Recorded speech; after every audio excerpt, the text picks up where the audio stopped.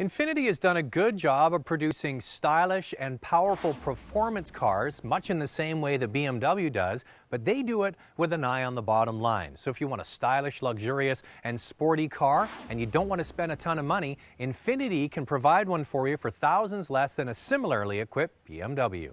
In the past, the performance difference between the two brands was quite huge, but over the last couple of years, that gap has really started to get a lot smaller, especially with the introduction of the G sedan and coupe.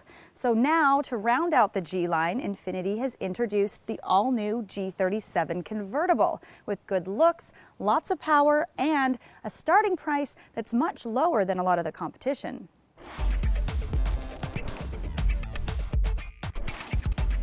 One of the trickiest elements for designers is to make a convertible that looks good with the roof up or down, but the G37 has the goods. The retractable hardtop has been designed to fold as neatly into the trunk as possible, so the designers could keep the rear trunk deck as low as the regular coupe. There is a major problem with the roof. It eats up all the trunk space when stored. Say you're doing a tour of the Napa Valley and you want to buy some wine along the way. Well, forget it. All you'll be able to buy is maybe 1 or 2 bottles, and don't even bring your camera. For any buyer who wants to do road trips with the roof down, the G37 has drastic storage limitations. Infiniti has done a great job of avoiding a lot of clutter, and the dash has a really nice, simple, clean look to it. The soft touch materials and the overall fit and finish really stand out in this car. The retractable hardtop roof can be put up or down in just under 30 seconds. Not only do you get a slick roof, but a solid list of standard equipment, including leather seats, push-button start, iPod interface, Bose stereo, and a backup camera. You'll notice on the headrest there's a set of speakers on either side of the headrest, which really helps when driving with the roof down. Now, they don't blast your ears, they just help to fill in the sound that's lost when competing with the outside noise and wind. The same 3.7-liter V6 engine that's found in the sedan is also carried over into the convertible. Now, due to the rerouting of the exhaust system, the horsepower is down just a little bit from 328 to 325. Not only that, but the engineers had to modify the rear suspension in order for the retractable roof to fold as low as it does. By the way, the same 7-speed automatic or 6-speed manual is offered in this car from the sedan. I am a drop-top kind of person, and I always love to have the top down when I have a convertible.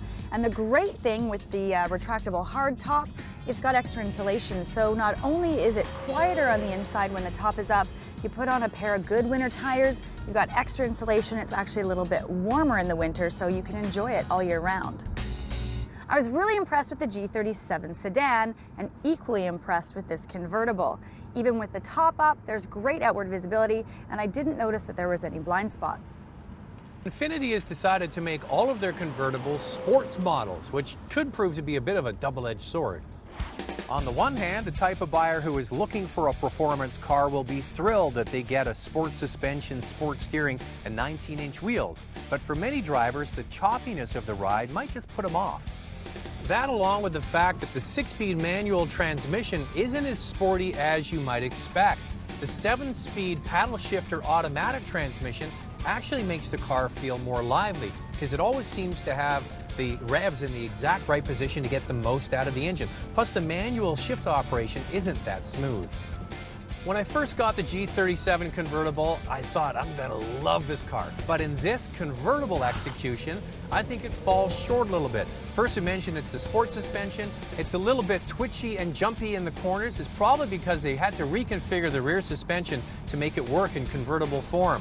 I had also a chance to drive this back-to-back with the new Lexus ISC, their convertible, and I think they've done a better job of doing an overall better package.